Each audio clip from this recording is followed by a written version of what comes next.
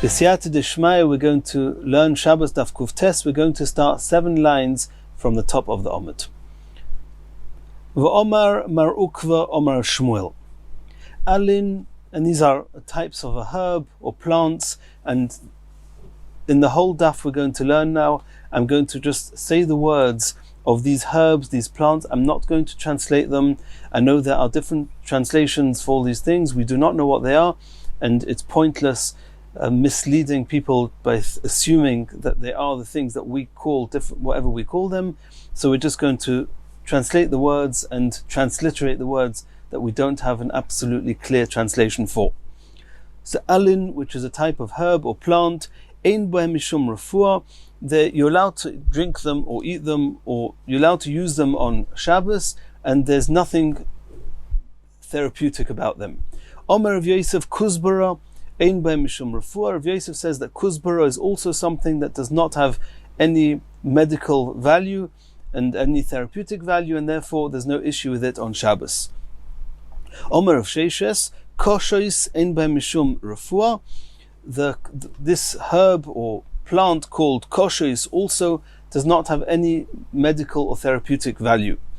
And we'll see later, in another couple of lines, this probably means for the eyes, because in 2 lines from now we're going to see the koshois has some medical value for some other ailments. Omer Rav Yosef Kuzbara afilu l'didi kosheli. Rav Yosef says, even I who am blind, the kuzbara, when I would use it, I would apply it to my eyes, it would be bad for me, and not only is it not going to heal, but it will cause me extra stress and pain.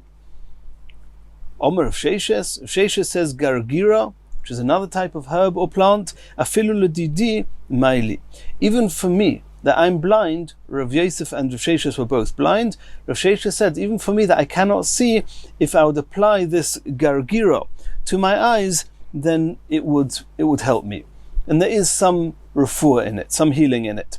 V'omar Mar Ukva Omar Shmuel, kol minei koshois sharu. All different types of koshois you're allowed to use. Since healthy people use it as well, there's no problem with using it on Shabbos. Lebar mi truza, besides for truza, which is a type of koshois, and that's what I meant before, there is a type of koshois that is used for refuah, the matruza, which is only used for refuah, and therefore you're not allowed to use it on Shabbos. Because that was the rule we said all along. Something that's also used l'refuah, but is also just used regularly, you're allowed to use that on Shabbos. Something that's only used for refuah, and using it means that everybody knows and it's clear that you're doing a procedure which is for refuah, that's also on Shabbos. Continues the Gemara, Omar of Chizda, Shrika Tavya Shori. It is permitted to smear some egg spreads, eggs with oil onto some roast. However, but to whisk eggs on Shabbos, also that is not allowed on Shabbos. And Rashi explains that the Shrika Tavya, the chiddush there is that it's, even though this roast is being enhanced by the shrika that you're smearing on top of it, nonetheless it does not look like you're being masaken. It doesn't look as if you are fixing the food, as if you couldn't eat the food without it, and therefore it's mutar on Shabbos. However, whisking the egg is also because it looks as if you want to put this egg into a pot on Shabbos, into a hot pot, and you're not allowed to do that on Shabbos, therefore it's also. According to Rashi, this part of the Gemara seems to have nothing to do with refuah, and other Rishonim, Rabbeinu Hananel and others, try and explain this Gemara, explaining that it has to do with refuah, but Rashi does not. Continues the Gemara, Debisu de Zeiri Avdelei Lechia Bar Ashi. And this is a very interesting scenario, and the Rabbein Rav Nissim Goen explains that Zeiri, he died, and his wife, his almona, married his Talmud Chia Bar Ashi. So here we're talking about the wife of Zeiri after Zeiri passed away, and now she made this Shrika Tavya for her husband, her second husband, Chia Bar Ashi. V'lo ochel, and he refused to eat it on Shabbos. Omrolei, So she said to him, L'Rabcha, to Zeiri, my first husband, who was your Rebbe of delay, I would make this shrika tavya for him, v'ochel, and he would eat it. V'at le'ochles, and you're not eating it. And the Gemara explains, Zeiri letamei. Zeiri, based on his own perception of these halachas, that's why he ate it. The Omar, because Zeiri himself said in a different case, the Omar Zeiri, noisein odom yain tzolul, a person is allowed to take wine that's completely clear, umayim tzlulim, and clear water, l'soich hamishmeres b'Shabbos, you're allowed to put it through a strainer, through a sieve on Shabbos, ve'enei choshesh, there's no issue there of boira. Why? Alma, kiven de meshasasi hachi, since you could drink it without straining it, lav midi ka'ovid, then straining it is got no value, is no significance, and therefore it's mutter. Hachanami, so too with the shrika tavya, kiven de mischil hachi, since this roast could be eaten even without the shrika, lav midi ka'ovid, then smearing it on is insignificant, and even though it may enhance the taste, but it's not called masakin, it's not called fixing, and therefore it's mutter. Continues the Gemara. V'omar mar ukva.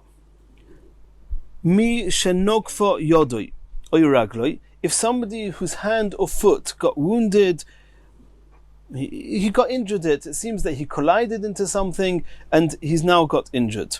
And this, he wants to reduce the swelling, then tzumsa, he can reduce the swelling b'yayin, by applying wine to it, v'einei choshesh. And he does not need to worry that there's a problem here of refuah on Shabbos. Rashi says that the tzumsa, what he was trying to do with the wine, is to stop the bleeding. L'shakei chadam. Iboilu. Chole mai. They asked a question, are you allowed to apply vinegar onto this wounded hand or foot in order to reduce the swelling or reduce the bleeding of this wound? Omar Rav Hillel, the Rav Ashi, ki avina be Rav Kahana. Rav Hillel said to Rav Ashi, when I was once by Rav Kahana, Omri, he said, Chole lo, you're not allowed to apply vinegar, because vinegar is very clearly something you would only apply for refuah, and to do something which is explicitly, purely and exclusively for medical reasons is also on Shabbos. Omar Rava, V'hani b'nei Mechuzah, the people in Mechuzah, that they were very sensitive people. Given the mefanki, afilu chamra nami mosiluhu, they were so sensitive that even applying wine was very, very healing, and therefore in those places you were not even allowed to apply wine onto their wounds because it was so evident that you're applying it for medical purposes. Ravina ikla lebe Rav Ashi, Ravina was visiting Rav Ashi. Chazia, Ravina saw the doricha le chamra agabo de kari.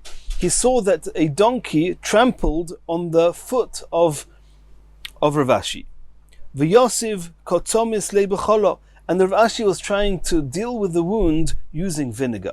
Omar le, Ravina said to Rav Ashi, lo yisovar lo mar lahod Omar Rav Hillel cholo loy. Do you not hold of what Rav Hillel says, that you're not allowed to use vinegar on Shabbos, it's refuah?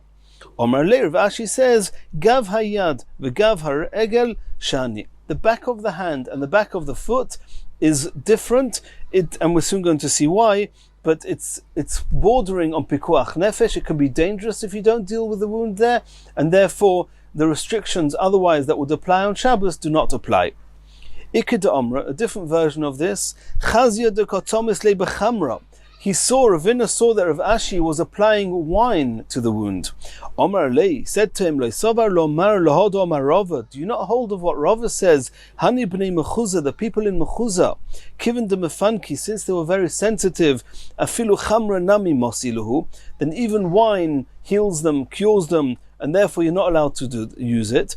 Umar, and you, Rav Ashi, nami humafanik, you're also a very sensitive person, and therefore you should not be applying even wine. Omar le, and again Rav Ashi said, Gav hayad v'gav haregel shani, the back of the hand and the back of the foot is different. The Omar of Adabar Masna Omar Rav, Gav hayad v'gav haregel, a wound, and the back of the hand and the back of the foot, harehein kamako shel cholol, it's as dangerous like an internal wound. Umechalilin naleh nes haShabbos, and you're even allowed to be mechal Shabbos to cure it. Continues the Gemara, Tonu Rabbanon, Roichatzin, one is allowed to bathe b'mei Gror, b'mei Chamoson, with the waters of Gror, the waters of Chamoson, b'mei Asya, the waters of Asya. And even though all these waters are salty, and typically they have therapeutic value, nonetheless, it's mutter because even healthy people go in them. Ubamei Tveria, you're also allowed to bathe in the springs of Tveria, even though they are hot. Avaloi b'Yam HaGodol, you're not allowed to bathe in the Yam HaGodol, in the big sea, in the great sea. V'loi b'mei Mishra, nor in water that it's water that flax was soaked in it. V'loi b'Yam Shel Sodom, and nor in the sea of Sodom, the Yam HaMelech. Because in those places, people during the week and normal people do not bathe in them, so bathing in them is evidently for medical purposes, and it's also on Shabbos. Asks the Gemara Uraminu. We're going to ask a stira from another brisa. Reichatzin b'mei Tveria, you're allowed to bathe on Shabbos in the Mei Tveria or b'Yam HaGodol. Avaloi b'mei Mishra, avaloi b'Yam Shel Sodom. So these two brises, they're identical except for one of the halachas. The Mei Mishra and Yam Shel Sodom in both brises is osa. In the case of the Tveria, in both brises is mutter. But in Yam HaGodol, in the first brisa it was osa, in the second brisa is mutter. Kasha Yam HaGodol, a Yam HaGodol. There seems to be a contradiction between the two brises where the one's allowed to bathe in the Yam HaGodol on Shabbos. Omer Rabbi Yochanan loy kasha. Rabbi Yochanan says there's an easy way of explaining it. And before we bring the next few lines of the Gemara, I want to make a very short introduction. In the halachas of Tumah and Tara, we find there's a concept called a fountain, a spring, which we'll call a Mayim Chaim. It has its own source. And we have a concept called a mikveh, which is a collection of water. And we don't really know of anything else. It's either Mayim Chaim or mikveh. The halachas of mikveh are that it has to be still. It cannot be flowing because a mikveh, a collection of water, typically does not flow. A mayon, a fountain, a spring, typically flows. So in the same way as a mikveh purifies a person when it's still, those people, if they go into a mayon, even though it's flowing, it mataher them. The Mayim Chaim has a few other halachas. Besides for being able to purify somebody who is tomei, there are three halachas where the Torah says you must use the waters of Mayim Chaim. Number one, for a zov to become toir, he has to go into the Mayim Chaim. The second one is when a metzora wants to become tohir and he has to sprinkle with the bird and the ezov, which we'll learn about later, then it has to be done with Mayim Chaim. And when one prepares the ashes of the Parah Aduma to be sprinkled on people that became tomei from a dead person, also it has to be done on Mayim Chaim. Now the question is, we know what fountains are and we know what mikvahs are. The question is, what's with the big sea?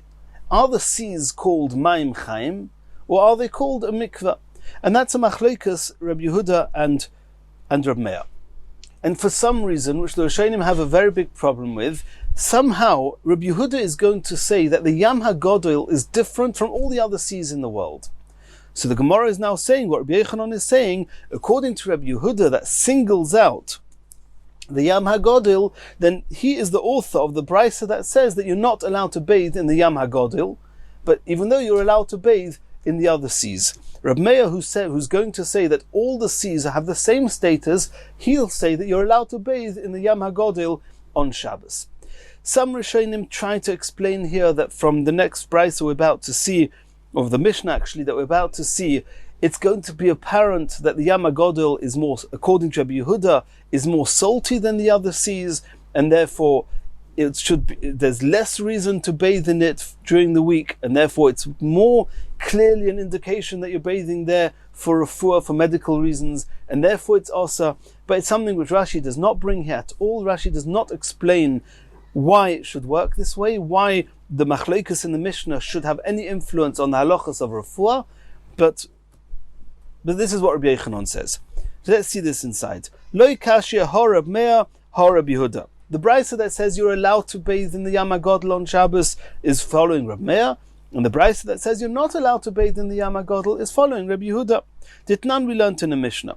Kol hayamim, all the seas, kamikveh, they have the status of a mikveh, not of a mayon. Shenemar ulamikve hamayim koro yamim, that the Torah calls all the seas a collection of water, a mikveh of water, and therefore they have the halachas of a mikveh. They can only be metaher when they are still, and they cannot be used for mayim chaim in the three halachas we mentioned. Tivir Reb Meir, that's the opinion of Reb Meir, no exclusions of any sea. Rabbi Yehuda Omer, Rabbi Yehuda says only Yam HaGodil kamikveh. Even though the pasuk says mikveh mayim koro yamim, yamim is in plural, and that's why Reb Meir assumes that all the seas are called mikveh. Rabbi Yehuda says no. All the seas are not a mikveh, they have the status of a mayon. Only Yam HaGodil is called a mikveh. And why is it called yamim in plural? Many seas flow into the Yam HaGodil, and therefore the Yam HaGodil is called yamim in plural tense, but really when the pasuk calls it a mikveh, only the Yam HaGodil is called a mikveh, the other seas are not called a mikveh. And as we said, Rabbi Yochanan assumes that Rabbi Yehuda, that singled out the Yam HaGodil, it will also influence the halachas of refuah, that according to Rabbi Yehuda, you're not allowed to bathe in the Yam HaGodil on Shabbos. Rabbi Yossi Omer, Rabbi Yossi is a third opinion, which is to do with Tumah and Tara, which is an interesting blend. He says as follows. He says the reason that a mikveh has to be still is because typically a collection of water does not need to flow. However, a fountain, a spring, typically flows, and therefore even when it's flowing, it can be metaher. That's in Hilchos being metaher a tomei person.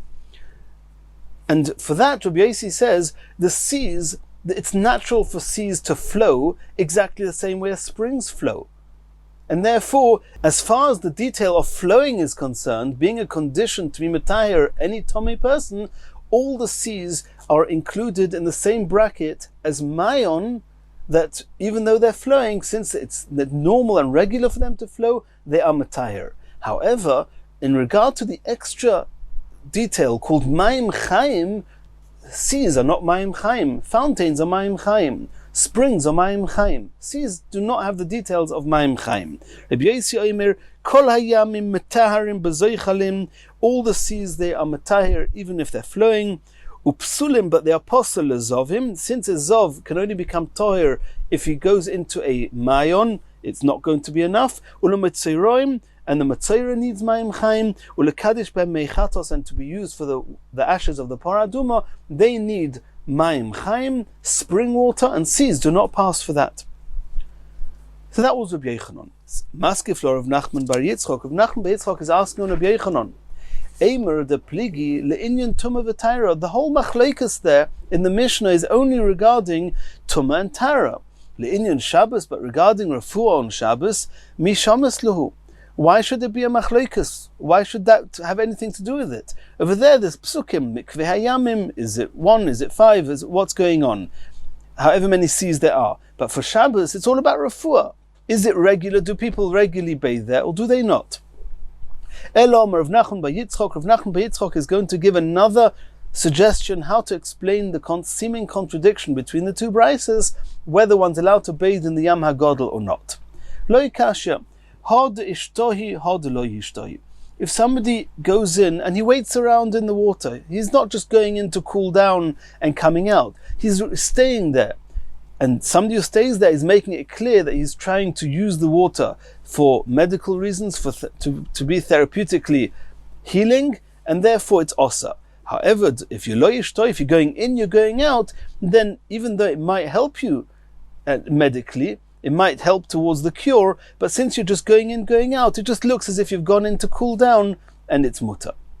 Says the Gemara, "B'mayu kimtu lebasraisa." That second brisa that says that you're allowed to bathe in the Yam HaMelech, in the Yam HaGodel, well, how did you just explain that? De lo yishtahi, you're allowed to go into the Yam HaGodel because you didn't wait there for any length of time. Therefore, it's not clear that you're going in to be cured. I de lo yishtahi, if you're only just going in and coming straight back out, you're not waiting around in there. Afilu b'mei mishranami, even to go into water which flax was soaked in it, and it's true that people don't normally bathe in there, and people only go in there for medical reasons, but that's only if you stick around in there. If you're going in and going out, then even in Mei Mishra it should be mutter. The Tanya, it's as we saw explicitly in a brisa, Roichatzin b'mei Tveria, u'b'mei Mishre, u'b'yama shel Sodom. You're allowed to bathe in the fountains and the springs of Tveria, and in water that flax has been soaked in, and in the Yam HaMelech, the Sea of Sodom. V'afal pi sheyesh li chatotim, even though he's got sores on his baroisha, on his head, he's allowed to go in there. And this seems to contradict what we learned before, that you're not allowed to go into the seas where it's apparent that you're going in only for healing, to be cured. And says the Brisa, when is that true? If you're not waiting around, you're going in, you're going straight out, nobody will accuse you of going in to be cured. They'll think you're just trying to cool down. Aval nishtah also. So you see clearly that if you're going in just for a moment, then it's even mutter in Mei Mishra. And that second brisa says that Yama Godel is mutter and Mei Mishra is osur, and we said that the reason Yama Godel is mutter because you did not hang around there. Why is Mei Mishra osur? Elo, says the Gemara, a third explanation.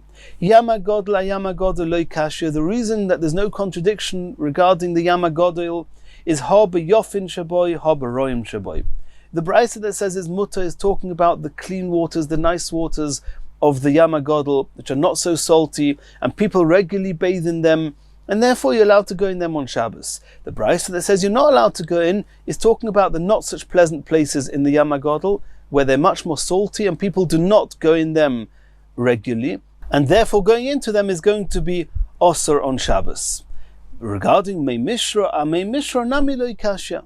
We'll explain why Mei Mishra. In one brisa it says you're not allowed to go in, another brisa says you are allowed to go in.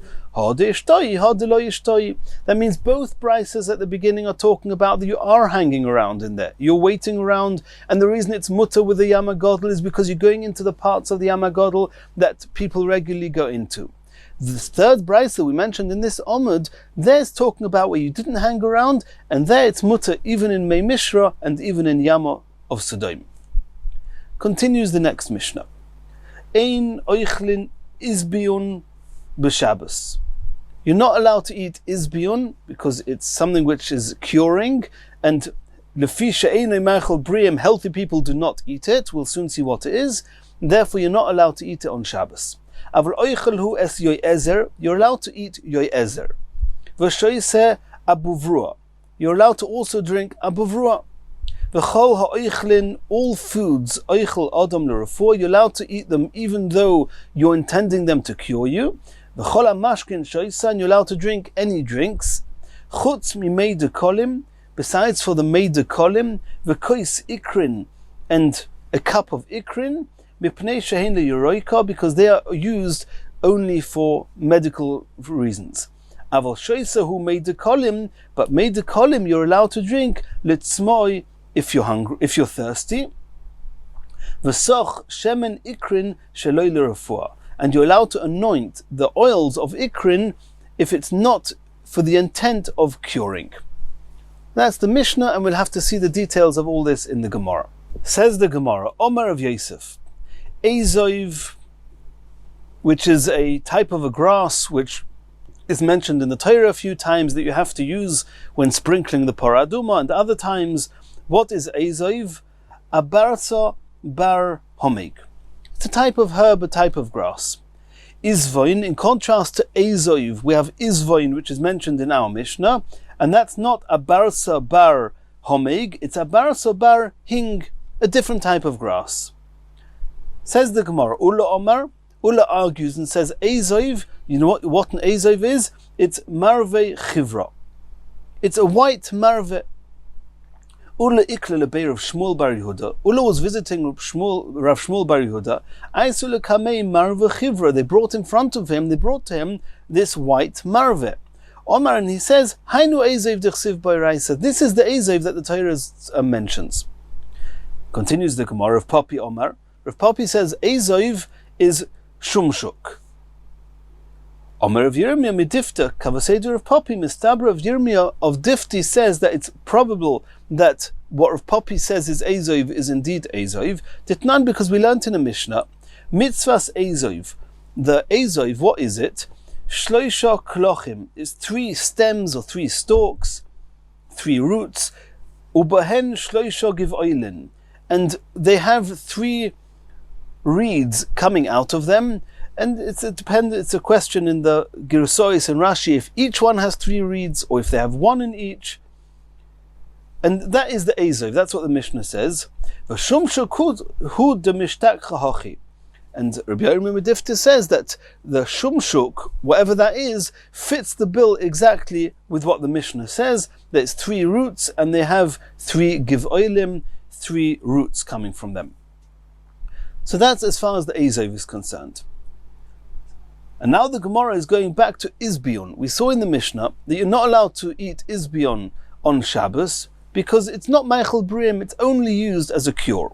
Asks the Gemara, Lemai ochlile, why would anyone want to eat it? What's it a cure for? Says the Gemara, Lekukiani, it's worms in the intestines.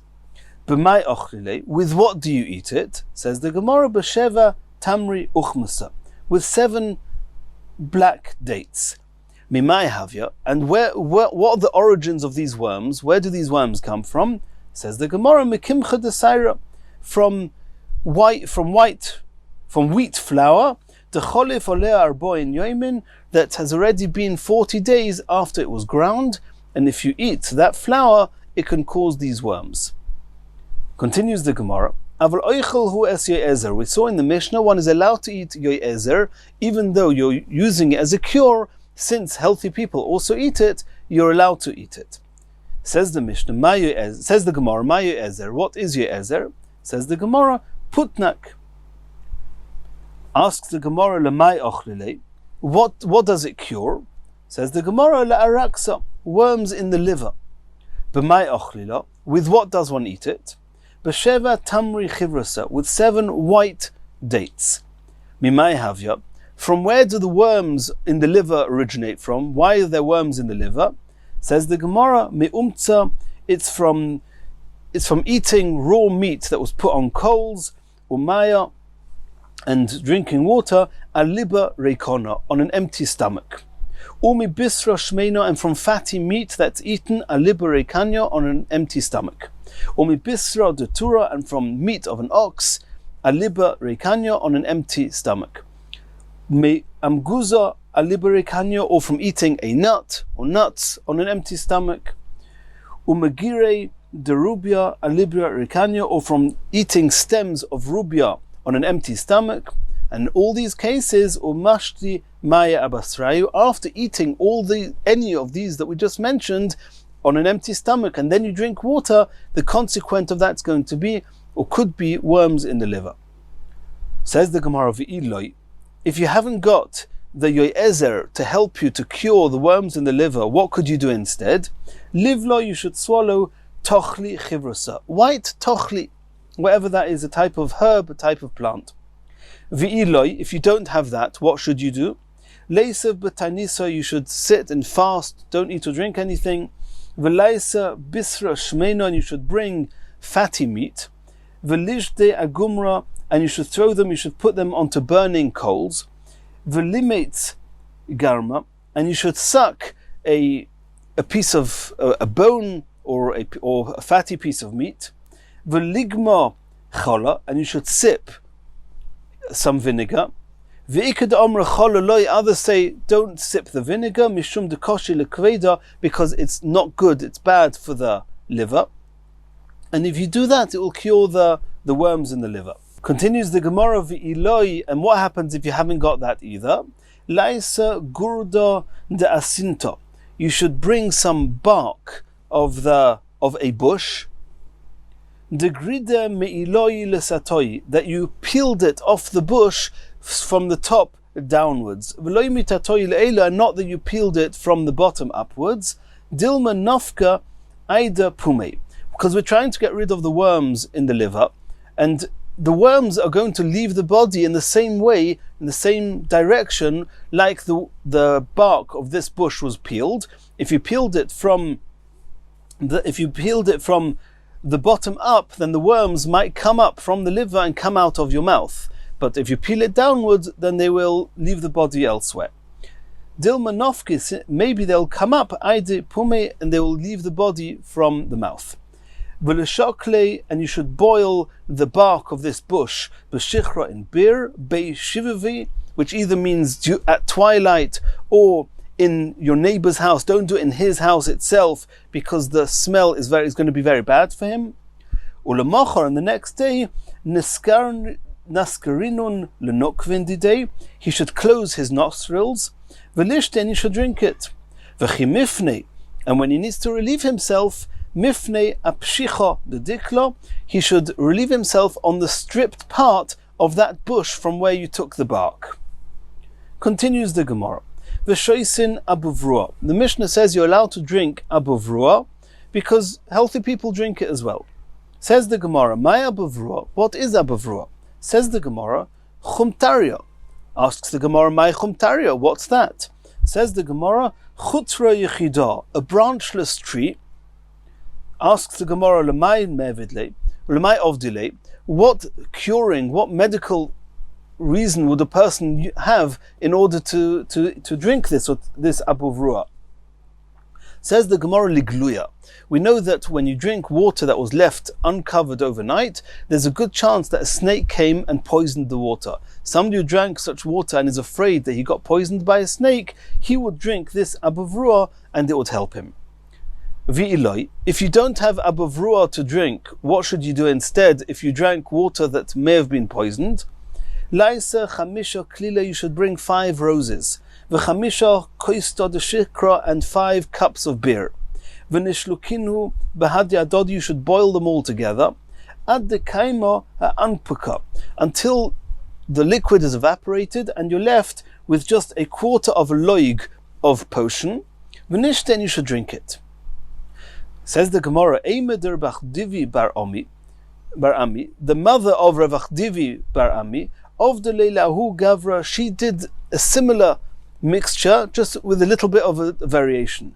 She took Chad Klila, 1 rose, V'chad Koista de Shikra, and 1 cup of beer, Shalka, and she boiled it together, V'ashkase, and she gave it to him to drink, V'shagra Tanura, and she lit the oven, V'garfase, she shoveled away the coals so it shouldn't be too hot, V'oisvise levenesa begave, and she put some stones, some bricks in the oven, which obviously are not as hot as the oven that he can sit on.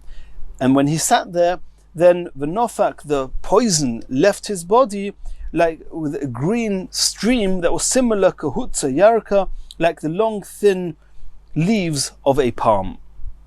Continues the Gemara, Reb Avya Omar Reviasa de Chalba Meiza Chivra, that if somebody drank this water which may have been poisoned, he should drink a quarter of a loig of milk of a white goat. Rav Huna bar Yehuda Omar Laisa esroiga chalisa, you should bring a sweet esrog. V'lechaike, you should carve a hole into it. Ulemal yoduvsha, and you should fill the hole with honey. V'loisva bei milili denura, and you should put this esrog with the honey in it amongst the burning coals, in order the esrog should cook with the honey. V'lichle, and then he should eat it, and then the water, he won't get hurt from if it was poisoned.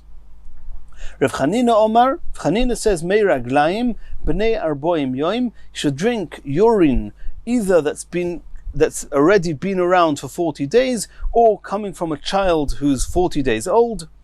And the Gemara explains as follows: Barzina, you only need to drink a tiny cup of it, a very small amount, lezibura, to get cured from a wasp sting. Ravia, a quarter of a loig you should drink, la'akrava, to cure from a scorpion's sting. Palga raviasa, half a loig. A loig is called raviasa because a loig is a quarter of a kav. So half a loig you should drink ligiluya, which is what we're discussing now. If you drank water that may have been poisoned by a snake. Riva, if you drink a whole loig, it's afilu likshafim ma'alu, even if witchcraft and all sorts of other spirits have got hold of you, it will cure you, it will heal you. Continues the Gemara, Omar Rabbi Yochanan, anigroin va'avangar v'tiraika, all these, a collection of these potions or the waters that these things have been cooked in, malu, they are effective, bein legiluya, bein lekshafim, also to keep you safe after you drank water that may have been poisoned by a snake, and also if the kshofim, if the magicians, the witchcrafts, the witches have been, the spirits have got hold of him, will cure him and will keep him safe. In the next shir we're going to continue from here.